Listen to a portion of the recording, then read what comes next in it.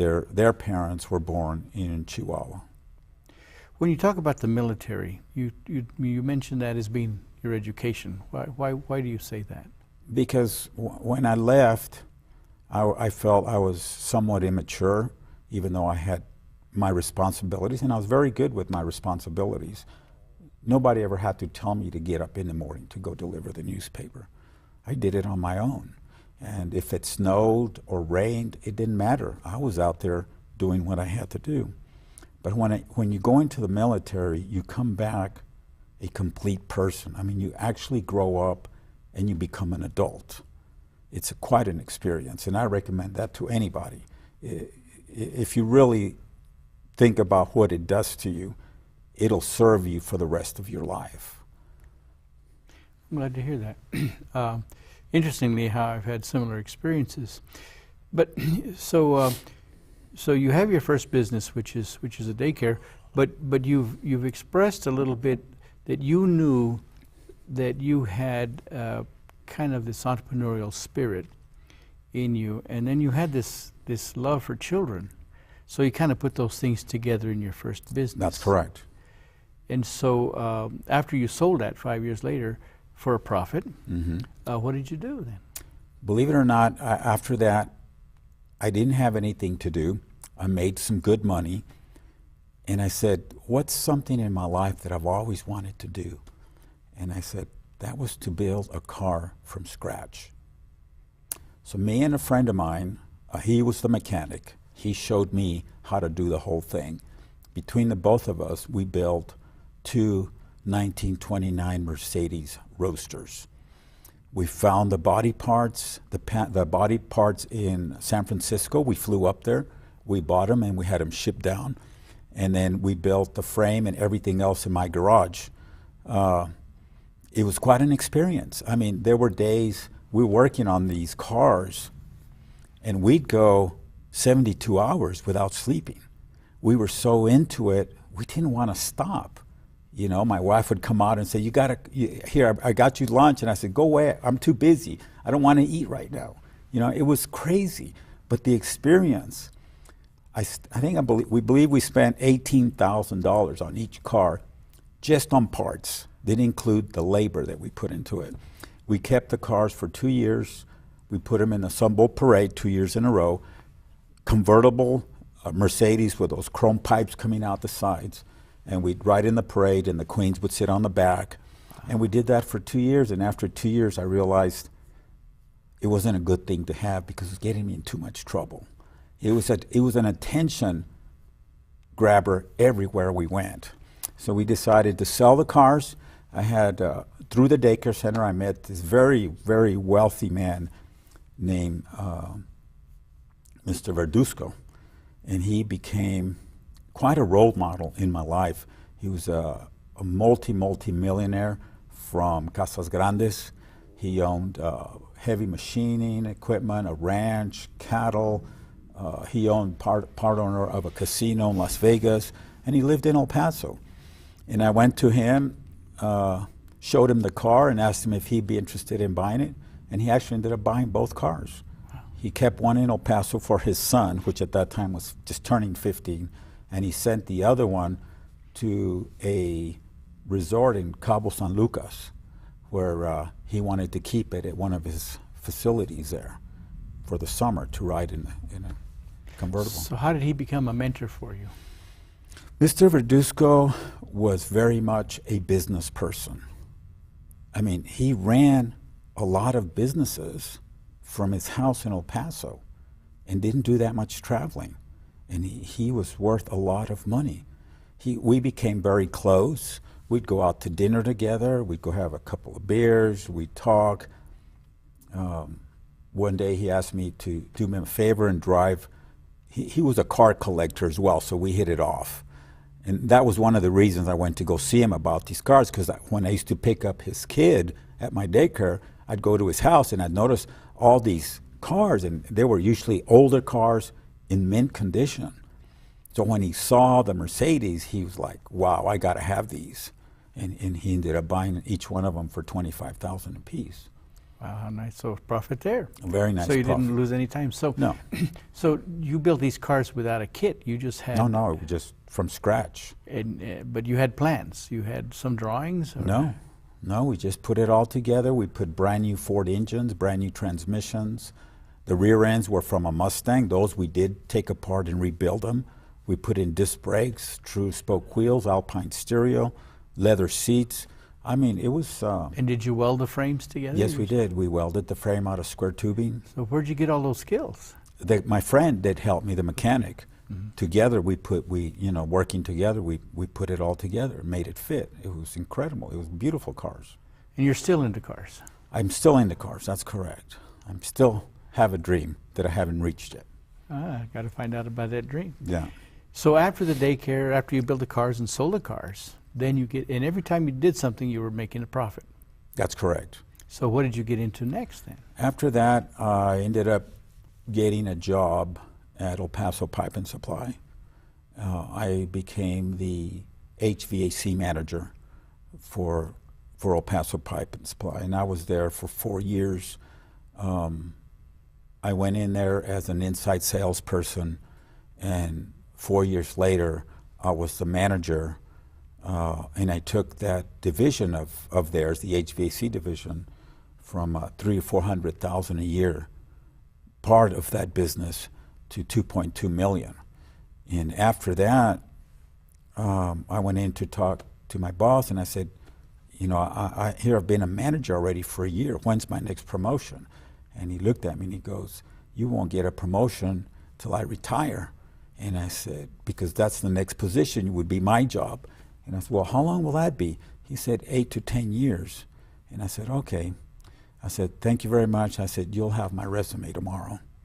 Your resignation? My resignation, I'm sorry. You'll have my resignation tomorrow. I said, I need to move on. I've done all I can here, and I need to keep going up. So I got out of that. That was approximately in 1986. And I left that business. And for a few months, I walked around trying to figure out what to do. And I ended up meeting this older gentleman, and we went into business together and started a company called Southwest Import and Export. Because of my job at El Paso Pipe and Supply, I made a lot of contacts in Mexico. So when I joined this guy with Southwest Import and Export, we started buying and selling anything that the customer wanted. And I'm talking about powdered milk, Nike shoes, Levi jeans, pecans, anything. We would source it, quote it, and sell it and make a profit. To customers in Mexico? To anywhere. Okay. Anywhere. And it went really well. I did that for 2 years from then until 1989. I finally, in the beginning of 89, I went to my partner and I said, you know, I'm doing most of the work and bringing all the sales. I need to own more partnership in this deal. And he said, no, that's not going to happen. And I said, well, I kind of figured that's what your response was going to be. So I'm leaving you. I'm going to do this on my own. And in first of 1989, I left that and I started my company called the MRI company. So Xavier Saenz, DBA, the MRI company. At that time, that stood for Manufacturers Rep International. Okay. Because I was going to do the same thing. I was going to rep all these companies, do whatever I, needed to do. And I did that very successfully. Really strange how I got into what I do now, which is medical supplies and equipment. But in '89, I get a call from a gentleman from Guadalajara, Mexico. And he got my phone from somebody else. We made a sale when I was with Southwest Import and Export. And he asked me, are you the gentleman from Southwest Import and Export, that blah, blah, blah, from a friend of his or something? I go, yes, I am. He says, well, I'd like to know if you can help me. I go, how can I help you? He says, I'm looking for scrap SMS material. And I go, he says, and there's a company, very large companies in El Paso that do that. I said, you mean the material they use for surgical gowns in the hospital and all that, the disposables? He goes, yes. I go, what is it you wanted? Why do you want that? And he says, I want to make shoe covers. The SMS material, the nonwoven in Mexico, is really the worst in the world. He says, it's trash, and I want to have a quality product.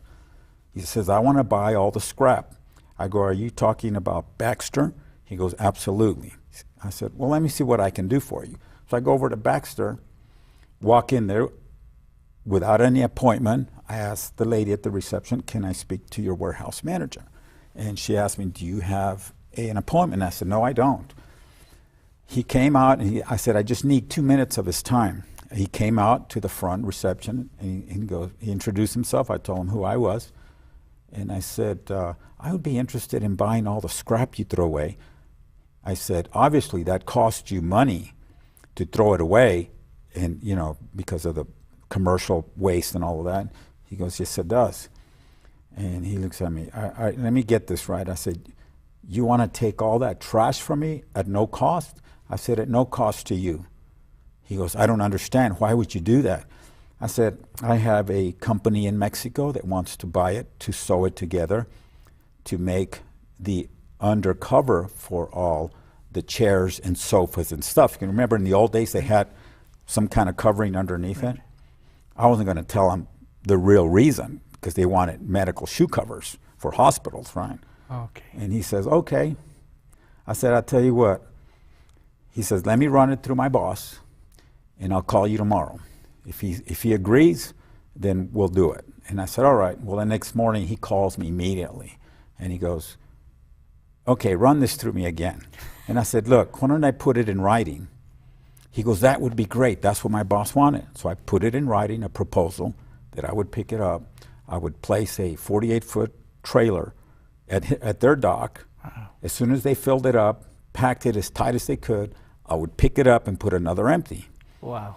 And he calls me the next day. He goes, you know what? My boss said, okay. This was like a Wednesday. And he goes, when can we start? And I said, how about next Monday? He said, deal. I hang up with him. I call Mr. Gerardo from Guadalajara. I call Gerardo, guess what? I got some good news for you.